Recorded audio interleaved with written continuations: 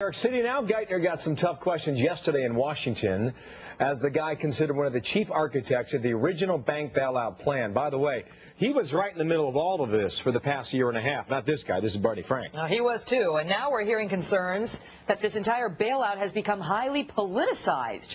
Reports this morning in the Wall Street Journal that Massachusetts Congressman Barney Frank directed $12 million in bailout money to a Boston bank. Boston's in Massachusetts. That bank called One United. And that bank, One United, was already under attack from its own regulators for allegedly poor lending practice at the time Frank pushed to have it given money. Your money, $12 million to be exact. And now many want to know just who is deciding which banks get this money and which don't. Joining us now, Republican Governor of South Carolina, Mark Sanford. Good morning, Governor.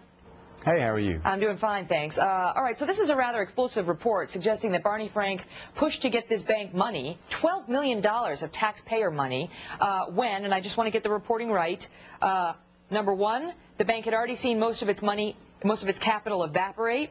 It was under attack from its own regulators for allegations of poor lending and executive pay abuses, including providing its executives with a Porsche for their executive use, and yet $12 million of the taxpayer money in this bailout went to this One United.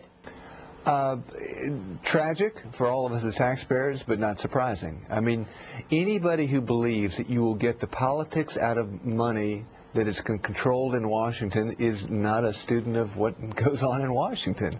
I mean, politics will always be a part of large sums of money that are in or around Washington.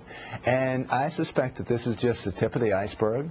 I know that right here in our own state of South Carolina, we had a situation that came up this fall wherein the bank in question moved up their golden parachute to their outgoing CEO so he could get an $18 million golden parachute, and then just a little bit later the bank asked for I guess $300 and some odd million of taxpayer funding through the TARP program.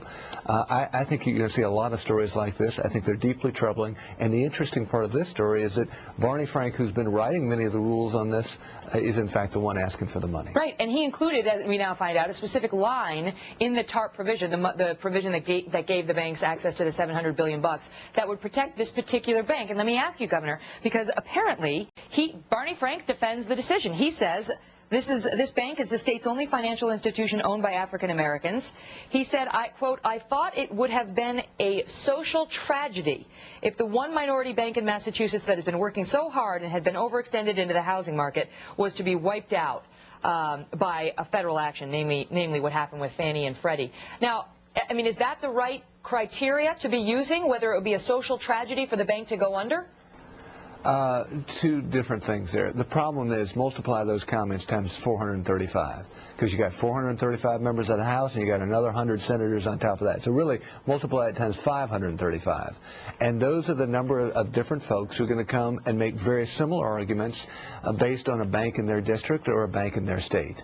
You know, what's interesting here is we aren't quite sure what the rules of the game are, and that was highlighted in this recent Congressional Budget Office report that came out. So you've got the Congressional Budget Office saying, hey, there are real problems with regard to transparency, with regard to what the rules of engagement are. I talked to a banker as late as this morning, and he was talking about how arbitrary and capricious it seemed to him the rules were by which one bank might get money and another one right, another one doesn't. Okay, but you don't want a system wherein, you know, whoever's got the right lobbyist or the right connection to Washington gets money, and whoever doesn't. That creates real problems in the financial market. Indeed, but okay, so in essence, perhaps you can, perhaps you can't blame politicians for being politicians, but there's a system in place to oversee these requests. You've got the bank has to apply through its own federal regulator. Then that federal regulator either recommends to the Treasury that it go forward or quietly tells the bank it's not going to happen for you.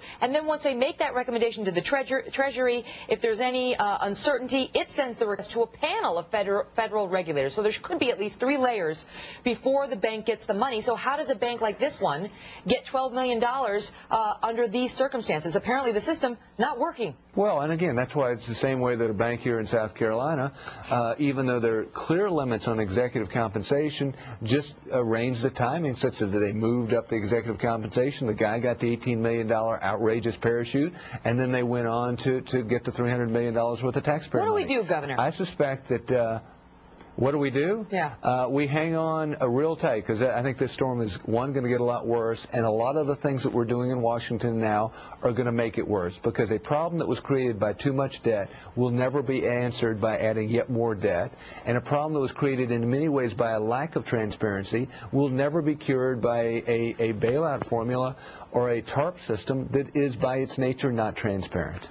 It is daunting. As we opened our show this morning with reports that now we're talking about perhaps up to $3 to $4 trillion that they are talking about giving these banks in connection with the bailout. Governor Mark Sanford, thank you for joining us and giving us your perspective on it. My pleasure. Take care.